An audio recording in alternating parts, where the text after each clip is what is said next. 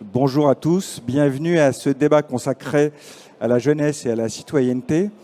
Donc avant de vous présenter nos intervenants, peut-être quelques mots sur le contexte. Comme vous le savez, depuis quand même déjà pas mal d'années, nous connaissons une abstention très forte de l'ensemble des Français aux différentes élections et particulièrement de la jeunesse. Et malheureusement, ce constat s'est largement confirmé, je dirais même amplifié en 2022 qui était élection, comme vous le savez, de la présidentielle et des législatives. Donc pour parler de ce sujet, je vais vous présenter nos deux intervenantes. Vous allez voir qu'en réalité, nous sommes quatre, mais je vous l'expliquerai dans un second temps. Donc tout d'abord, bienvenue à vous, Céline Braconnier. Vous êtes directrice de Sciences Po Saint-Germain-en-Laye, donc pas très loin d'ici, et professeure de sciences politiques. Vous êtes depuis de nombreuses années spécialisée sur toutes les questions de participation électorale, d'abstention et notamment de la jeunesse. Autre intervenante, Frédérique Laine. Merci également de votre présence. Bonjour. Vous êtes maire adjointe à la jeunesse de Suresnes, donc dans les Hauts-de-Seine. Donc Suresnes, depuis déjà plus de 20 ans, vous avez mis en place un conseil communal de la jeunesse. Donc il en existe beaucoup dans les communes françaises, mais peut-être que le vôtre a des spécificités dans son mode d'organisation. Et pour voir ça concrètement, vous n'êtes pas venu seul, vous êtes venu accompagné de deux jeunes, donc Yasmine et Arthur. Et en plus des assidus, parce qu'une des spécificités de votre conseil, c'est de pouvoir être présent depuis plusieurs années, ce qui n'est pas le cas dans tous les conseils municipaux de jeunes en France. Et Yasmine est très assidue, parce que c'est sa 6e année, et Arthur, 3 ans. Donc, peut-être, avant de vous donner la parole, je me tourne vers Céline Braconnier, pour revenir peut-être à ce contexte général, effectivement, particulièrement les jeunes, et pas dire les solutions, c'est malheureusement pas aussi simple. De toute façon, il n'y a pas eu, s'il y a des solutions, il n'y en a pas une, mais plusieurs. Et c'est un long combat, mais vous ne manquez pas d'idées en tout cas. Je vous donne la parole. Donc. Déjà pour revenir peut-être sur ce contexte et sur l'année 2022 qui a confirmé ça. Oui, l'année 2022 a confirmé l'ampleur de l'abstention électorale et l'accentuation de l'écart de participation des jeunes par rapport au reste de la population. C'est assez fascinant parce que quand l'abstention augmente, elle atteint toutes les catégories, mais on pouvait penser que les inégalités de participation, notamment liées à l'âge, allaient s'atténuer, et ce n'est pas du tout le cas. Donc plus l'abstention augmente, plus l'écart de participation augmente au détriment des jeunes. Ils sont de moins en moins à voter. Ils ont été environ un quart à participer aux législatives, aux dernières législatives. Juste une chose, quand vous dites jeunes, c'est jusqu'à 24-25 ans? On peut aller jusqu'à 35 ans en matière de participation électorale. D'accord. Le taux de participation ne commence à augmenter vraiment qu'à partir de 35 ans. Bon, ça, c'est le facteur âge. Vous avez eu raison d'insister tout de suite sur l'aspect multifactoriel qui explique cette situation. Le facteur âge, on a toujours plus voté à 40 ans qu'à 25 parce que tout simplement, à 25, on est dans un âge de transition. On ne sait pas encore où on va. On n'est pas forcément intégré dans un travail. On n'a pas encore de famille. Et donc, tout ça fait qu'on est moins enraciné, disons, dans des formes d'intégration sociale et on participe moins à la vie de la cité et encore moins de façon institutionnelle que de façon plus informelle. On pourra y revenir. Mais il y a plein d'autres facteurs. Et parmi ceux qui apparaissent très importants et dont on peut discuter au regard du plateau qu'on a aujourd'hui, figure l'école. Il y a une vraie indétermination. Vous êtes sévère sur l'école, qui ne remplit pas son rôle, si je puis dire. Je suis sévère par l'école. Je suis sévère à l'égard de l'école. Disons qu'on se rend compte qu'il y a à la fois au sein de notre jeunesse un besoin de comprendre le fonctionnement institutionnel et un besoin de sens pour se rendre aux élections. C'est tout à fait frappant de constater que les jeunes, contrairement à ce qu'on entend dire parfois, ne se désintéressent pas de la cité, y compris des institutions de la cité, mais expriment très fortement une incompréhension du fonctionnement institutionnel. Il y a un besoin de sens, et contrairement à ce qui se passait il y a encore 30 ou 40 ans, les jeunes qui vont beaucoup plus à l'école qu'avant n'acceptent plus d'aller voter ou de participer sans comprendre le sens. Finalement, ils ne veulent pas produire de vote aveugle, et ils n'acceptent de s'engager qu'à la condition de comprendre et qu'à la condition de rencontrer une offre qui correspond à leurs aspirations. Quelque part, ils sont beaucoup plus exigeants, cette génération-là, à l'égard de la politique notamment institutionnelle, que ne l'étaient les générations précédentes. C'est réconfortant, quelque part.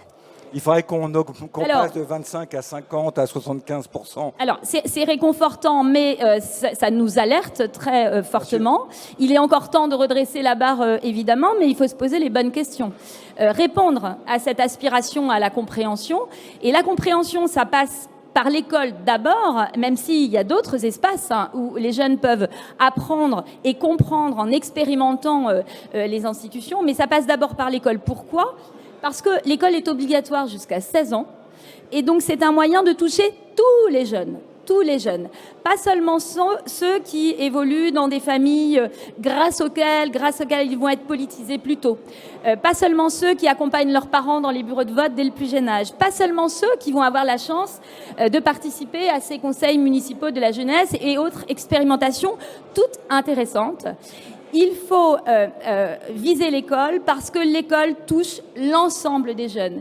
Et il y a dans cette abstention qui augmente une très très forte inégalité sociale, notamment de participation, qui explique que au fur et à mesure que les jeunes désertent les urnes en particulier les jeunes les plus en difficulté sociale, ceux dont les parents ne sont pas du tout politisés, ceux dont les parents sont eux-mêmes très loin des institutions, et seule l'école a une capacité de redonner du sens, d'expliquer le fonctionnement des institutions, d'accompagner vers les urnes, d'accompagner les premières expériences électorales de tous les jeunes. C'est très important.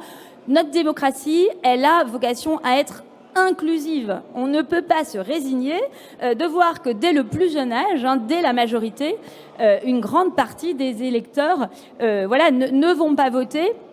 Encore qu'il faudrait rentrer dans le détail parce que l'élection présidentielle a encore une capacité en France à mobiliser 70% des plus jeunes. Donc on n'est pas dans une situation de rupture avec les institutions, mais on est dans une situation de prise de distance à l'égard des institutions.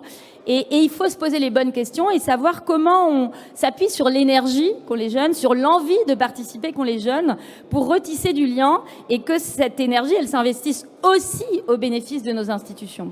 Pour revenir sur l'école, parce que vous employez le présent, et plus une fois, ça serait le conditionnel, parce qu'on voit que ça ne se fait pas, malgré le fait qu'il y a des programmes qui devraient traiter de ces sujets-là, et on sait que c'est trop timide. Il y a quoi, une inquiétude dans l'institution scolaire que l'école se politise? C'est quoi l'explication? Oui, alors ce qui est sûr, c'est qu'il y a un paradoxe en France, puisqu'on est le pays européen dans lequel il y a plus d'heures théoriquement consacrées à l'éducation morale et civique. Bon début. Donc voilà, en théorie, dans les textes, tout va bien. Là où ça va moins bien, c'est quand on regarde comment ça se passe dans la pratique. Dans la pratique, les professeurs ne sont pas formés. Au sein même des programmes d'éducation morale et civique, les institutions occupent une portion très très très minime. Les professeurs, en n'étant pas formés, en ayant peu d'outils pédagogiques à disposition, sont très mal à l'aise dans la présentation des institutions. Et de façon générale, quand elles sont présentées par les professeurs qui sont un peu plus engagés que les autres et qui sont moins timides, elles le sont de façon trop théorique. Et donc, elles alimentent un sentiment chez les jeunes, souvent de décalage avec la réalité que certains peuvent percevoir, par exemple, à la télévision, sur la façon dont fonctionnent nos institutions. Je vous donne un exemple très parlant. Quand on regarde regarde des débats parlementaires, ce qu'on voit, c'est, ne serait-ce qu'hier soir, c'est du conflit d'idées, de l'opposition. C'est complètement gommé dans la façon dont on peut présenter les institutions à l'école. On présente des schémas institutionnels aussitôt oubliés après qu'ils aient été présentés. C'est désincarné, c'est froid. C'est désincarné. Et voilà pourquoi, je vous prépare votre transition pour nos autres invités. C'est sympa. Voilà pourquoi il est très important d'avoir des expériences qui mettent en présence les jeunes et des institutions incarnées dans des élus. C'est irremplaçable. La question qui reste posée étant notre capacité à étendre ces expériences à une grande partie de la jeunesse et non pas à seulement quelques élus.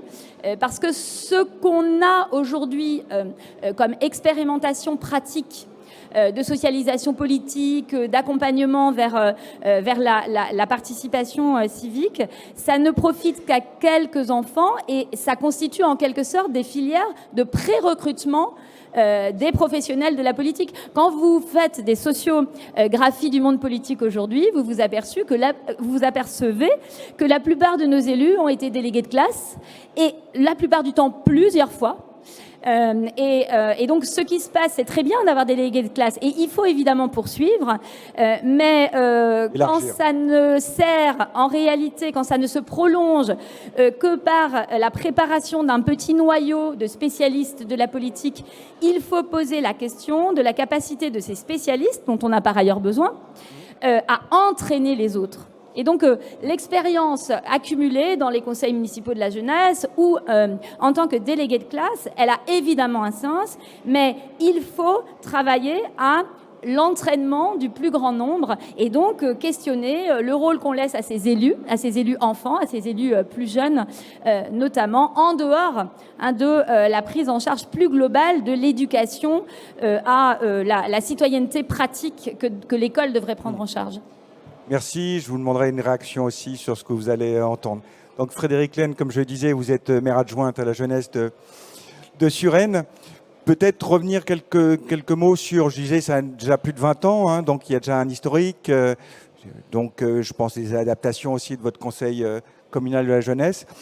Peut-être en quelques mots nous expliquer son mode de fonctionnement et voir peut-être son adaptation au fil du temps. Alors effectivement, le Conseil communal de la jeunesse de Suresnes a 23 ans.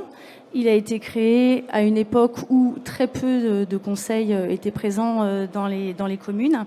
Et nous avons fait le choix d'impliquer au maximum les jeunes, de les écouter, de les faire se confronter aux différentes missions et aux exigences de la vie collective, de les accompagner avec des encadrants formés et spécialisés pour leur permettre de leur offrir une formation. Vous avez une personne à plein temps qui les encadre et les accompagne. Exactement. Pas le cas de tous les conseils. Nous avons fait le choix très judicieux d'avoir une personne qui est responsable à temps plein des jeunes du CCJ, qui est donc là pour les accompagner, les former, animer les différentes réunions, mais également faire le lien avec les familles, parce que c'est aussi très important d'impliquer les familles dans toutes les activités, dans tous leurs projets qu'ils mettent en place. Et déjà sur le nombre, alors, ils sont assez nombreux par rapport à d'autres conseils. Exactement. Là, vous en voyez 2, mais il faut savoir qu'au total, ils vont être 77 là à partir de la rentrée. Nous avons 44 jeunes qui sont élus en CM2 dans les différents établissements scolaires. Il y a donc 4 membres du CCJ par école élémentaire. Et puis, les suivants, les 33 autres, sont des jeunes qui vont donc de la 6e à la terminale, et même plus, puisque ça va jusqu'à 20 ans. Et ces jeunes-là sont membres, mais ils sont volontaires, c'est-à-dire qu'ils ont choisi d'être membres du Conseil communal de la jeunesse. Donc, pour les plus jeunes, vous organisez des élections donc à l'école ? Exactement. Alors justement, notre animatrice référente du CCJ est en lien avec tous les établissements scolaires, tous les établissements élémentaires. Elle passe dans chaque classe pour expliquer le rôle du CCJ, pour expliquer les attentes, comment ça va se passer, les modalités. Et suite à cela, les écoles, donc il y a un partenariat avec les enseignants, ce sont eux qui organisent les élections au sein de leurs établissements. Et ensuite, ils viennent... il y a toujours assez de candidats Oui, toujours beaucoup plus. Les CM2 sont des élèves qui sont très très volontaires. Tous les jeunes ont énormément d'idées, donc ils sont toujours très participants et ils sont force de proposition pour amener plein de solutions pour améliorer la vie. Et avec les enseignants, ça a été dès le départ? Ils ont joué le jeu, ils ont trouvé que c'était une idée intéressante? Alors, évidemment, c'est un travail de partenariat. Donc, il a fallu, effectivement, petit à petit, rentrer dans les établissements. Et maintenant, comme notre référente est bien identifiée, donc il n'y a plus aucun souci. Il y a vraiment une confiance qui s'établit entre les deux. Et donc, forcément, le partenariat marche d'autant mieux. Non, parce que c'est intéressant que ça se passe dans l'école. Ça rejoint un peu à ce qu'on disait à l'instant, donc ça fait une jonction intéressante, disons. Je voulais même rajouter qu'effectivement, l'idée c'est que, comme vous avez dit, dans les écoles, c'est compliqué d'installer ce genre de mode de participation. Notre référente forme les animateurs du périscolaire pour que le modèle du CCJ puisse être répliqué dans les temps périscolaires, que ce soit le mercredi ou bien les vacances scolaires. Oui, donc d'élargir et de toucher un public plus large. Donc. Exactement. L'idée, c'est effectivement de toucher tous les jeunes qui fréquentent les établissements scolaires de la ville et non pas simplement une petite partie des jeunes qui pourraient se sentir capables d'être élus auprès de leur père et d'intégrer le conseil communal de la jeunesse, mais également tous ceux qui pourraient se dire, bah voilà, petit à petit, je me sens capable et moi aussi, je vais me lancer et pourquoi pas commencer par aller rejoindre un conseil de jeunes du périscolaire avant d'intégrer éventuellement le CCJ.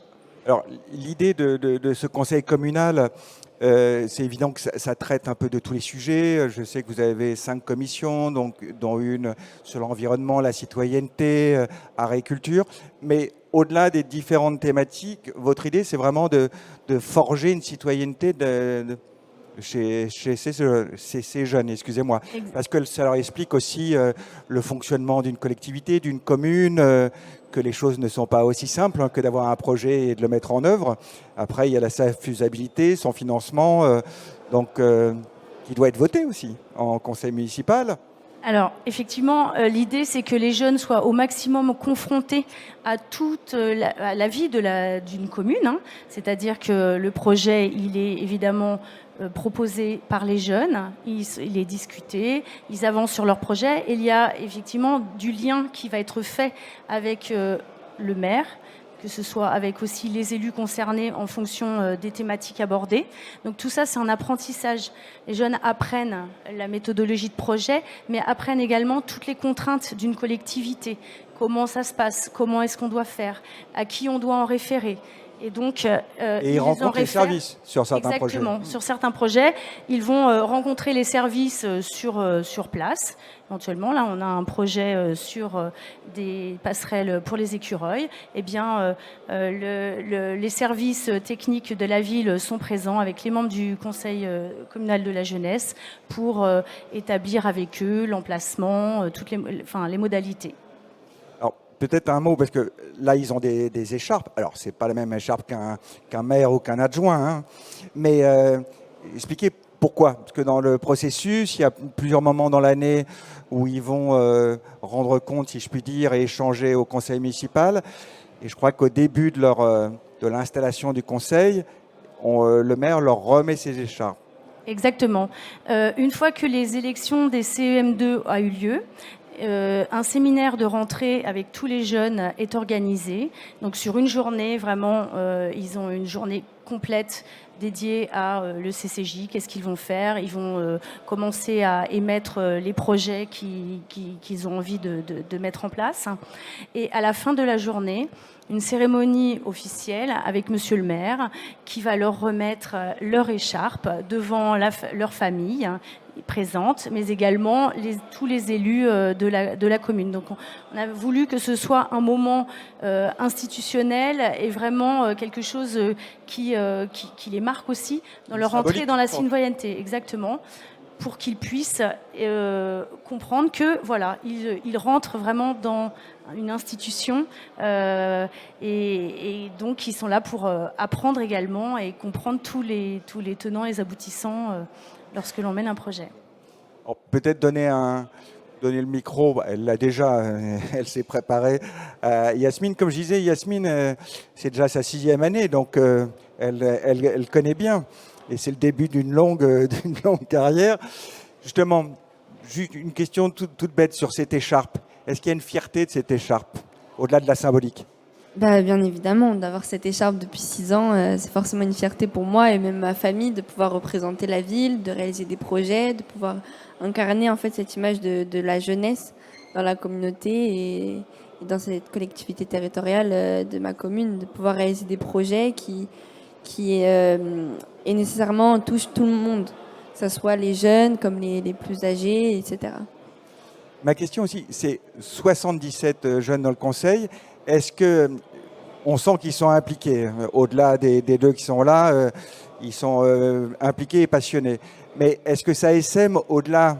Est-ce que c'est des ambassadeurs aussi auprès de leurs amis Alors effectivement, à partir du moment où on va avoir des jeunes qui fréquentent tous des établissements scolaires, qui fréquentent des associations, eh bien ils échangent avec leur père et peuvent effectivement expliquer ce qu'ils font au sein du Conseil communal de la jeunesse.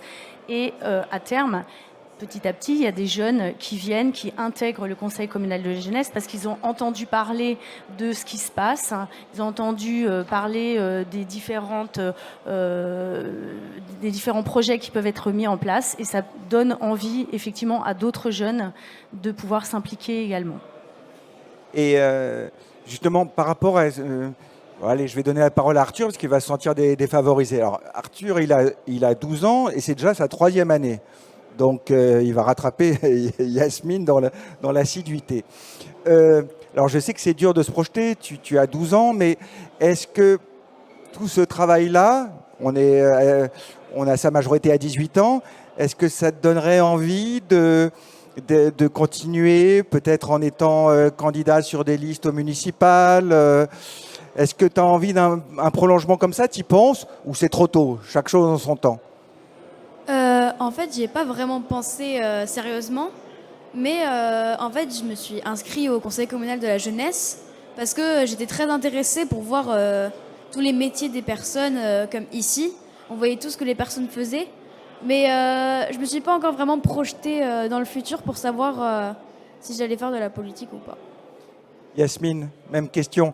Alors toi, Yasmine, tu as 16 ans, 17 ans, 16 ans, hein, je crois. 16 ans, oui. Donc 18 ans, ça se rapproche. Pas pour autant que tu vas être le lendemain candidate sur, quoi que tu me diras, les prochaines municipales, c'est 2026. Donc tu as le temps de te préparer. Ou peut-être d'autres élections. Est-ce que c'est quelque chose auquel tu penses ou ça te paraît un peu incongru comme idée ? C'est vrai que c'est une possibilité de parcours et ça m'intéresse vachement tout ce qui est dans le domaine de la politique, etc., dont Sciences Po. J'avais une idée de faire Sciences Po à un moment donné, mais c'est vrai que c'est assez intéressant de pouvoir voir différents métiers qui incarnent vraiment la politique et oui, pourquoi pas. Et justement, par rapport à la question que je posais à Frédéric Lehne, est-ce que par rapport à tes amis, est-ce que tu prêches la bonne parole, si je puis dire? Est-ce que par rapport à des fois à une méconnaissance ou des a priori un peu de ce qu'on a pu entendre comme ça, est-ce que tu es là un peu pour défendre, de dire c'est pas comme ça que ça se passe, c'est super important Mais c'est vrai que parfois, il y a des moments où on passe à la télé, on est dans le journal, dans le magazine de Suresnes, j'ai été en affiche de la ville, etc., dans la file, etc. La gloire. C'est vrai que parfois, il y a pas mal de jeunes qui me disent « Mais comment t'as fait qu'est-ce que tu fais, pourquoi, comment. Et ils se posent pas mal de questions et c'est vrai que c'est là où on remarque que ça les intrigue et c'est là au moment où on peut essayer d'expliquer qu'est-ce que c'est que le Conseil communal de la jeunesse, qu'est-ce qu'on y fait, pourquoi, etc. Et c'est vrai qu'ils essayent un peu de défendre, de presser la belle parole et de pouvoir exprimer un peu qu'est-ce qu'est la politique et pourquoi je suis dans ce domaine-là. C'est bien. Non, c'est des beaux témoignages encourageants. Alors, j'ai envie de demander une réaction à Céline Braconnier. Alors, comme on disait tout à l'heure, il n'y a pas. C'est intéressant. En plus, c'est des témoignages qui sont sympathiques, mais il n'y a pas une solution. Mais c'est vrai que vous parlez beaucoup de l'école, mais c'est vrai que parce qu'on sait qu'en France, il y a beaucoup de conseils municipaux et de jeunes. Hein. Et alors, pas tous avec le même fonctionnement, mais on se dit que ça peut être parmi les solutions une solution intéressante. Oui. Ce qui est intéressant, c'est que soit investie cette nouvelle dynamique de lien entre l'école et le territoire sur lequel elle est implantée. Ça soit connecté, parce que je sais que des fois, c'est pas facile de faire des choses dans l'école. Oui, parce que historiquement, l'école s'est fermée.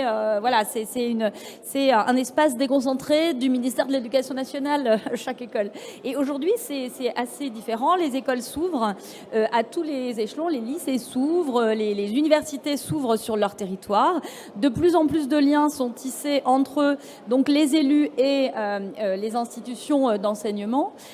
Et donc, ça favorise l'investissement, par exemple, de l'espace école pour de l'apprentissage civique, pour de l'accompagnement de cet apprentissage, notamment dans le temps périscolaire. Je trouve ça très intéressant que vous ayez pensé en même temps que le conseil des enfants, des formes de répli qui sont des sortes de SAS, mais organisées dans l'école, donc plus visibles par davantage d'enfants.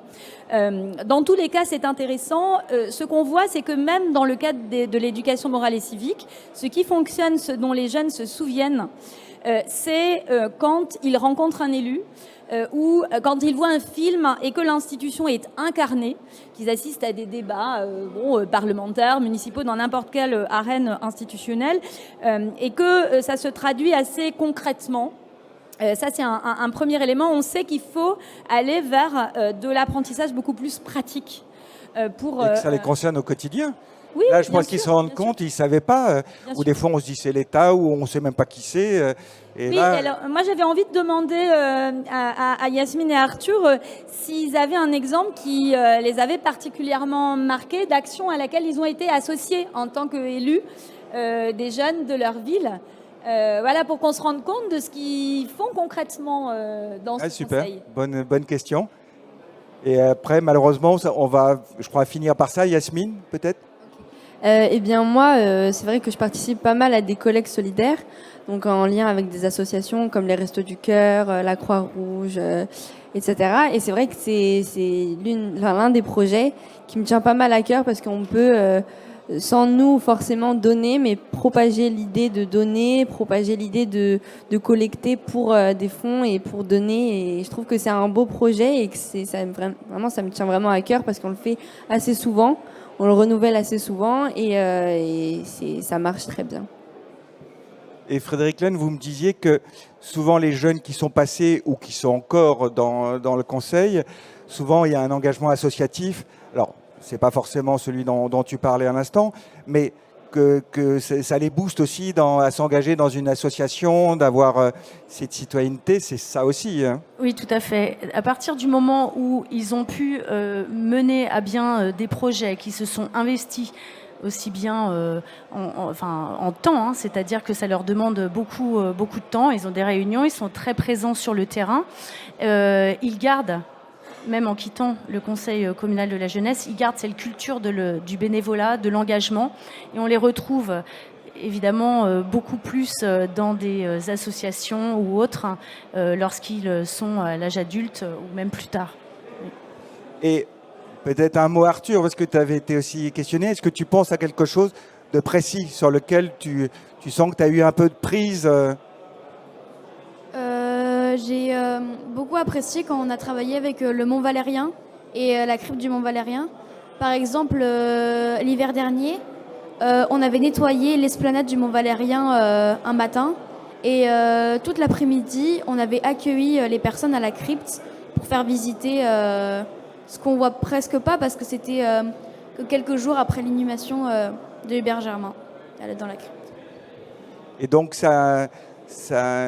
tu savais les choses qui s'étaient passées à cette époque, ça t'a appris aussi des choses, au-delà de la symbolique du souvenir, aussi de la mémoire? Oui, j'ai beaucoup appris parce qu'on a fait plusieurs visites de la crypte du Mont Valérien. Par exemple, à la journée du patrimoine, on a tout visité. Et plein d'autres jours, par exemple, au séminaire de rentrée, on a eu la chance de visiter la crypte. On arrive vraiment à la fin.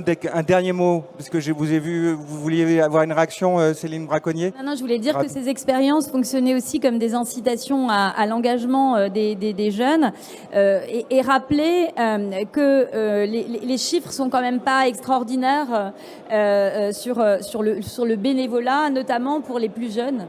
Puisque si plus de 40% des jeunes sont membres d'une association, on n'a que 19% de nos 18-25 ans qui sont bénévoles, donc qui sont actifs dans ces associations. C'est moins qu'avant, ça aussi Alors, c'est pas moins qu'avant, mais c'est moins que de jeunes qui votent, même quand l'abstention est très élevée. Donc, tout ça pour vous dire que tout ça est lié. Souvent, l'engagement, c'est cumulatif. Et que les jeunes qui votent pas s'engagent pas non plus.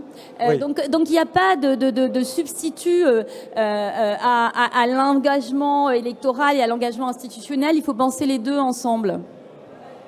Désolé, il va falloir qu'on s'arrête là. C'était passionnant. Merci à vous quatre. Et j'espère qu'on pourra continuer ce débat d'ici peu de temps. Merci, au revoir.